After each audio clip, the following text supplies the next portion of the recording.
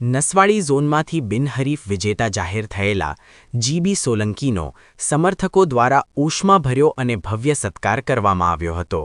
તેઓના સામે એક પણ ફોર્મ ભરવામાં ન આવતા આગેવાનોમાં આનંદની લાગણી છવાઈ ગઈ હતી.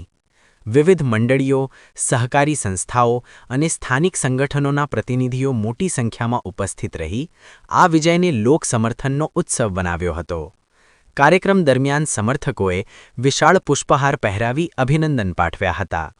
તાળીઓના ગડગડાટ અને શુભેચ્છાના નાદ વચ્ચે સોલંકીના નેતૃત્વ, સંગઠન ક્ષમતા અને વિસ્તાર પ્રત્યેની પ્રતિબદ્ધતાની પ્રશંસા કરવામાં આવી હતી. આ પ્રસંગે બરોડા ડેરી સાથે સંકળાયેલા પ્રતિનિધિઓ તથા દૂધ મંડળીના સભાસદોએ પણ હાજરી આપી શુભેચ્છાઓ પાઠવી હતી.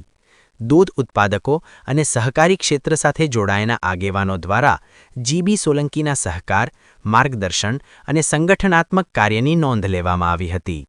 સત્કાર સ્વીકારતા જીબી સોલંકીએ જણાવ્યું હતું કે આ જીત મારી વ્યક્તિગત નથી, પરંતુ નસવાડી ઝોનના દરેક કાર્યકર અને મતદારોના વિશ્વાસનું પ્રતિબિંબ છે. સહકારી ક્ષેત્ર સહિત તમામ વિકાસ કાર્યોને વધુ ગતિ આપવા અને લોકોના પ્રશ્નોના નિરાકરણ માટે હું સતત પ્રયત્નશીલ રહીશ.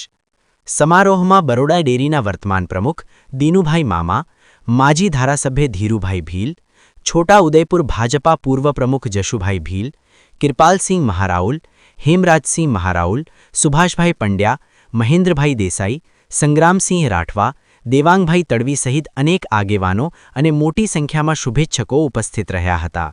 સમગ્ર કાર્યક્રમ દરમિયાન ઉત્સાહ અને ઉજવણીનો માહોલ જોવા મળ્યો હતો અને કાર્યકરોએ ભવિષ્યમાં પણ એકતા સાથે વિકાસ કાર્યોમાં સહભાગી થવાની પ્રતિબદ્ધતા વ્યક્ત કરી હતી.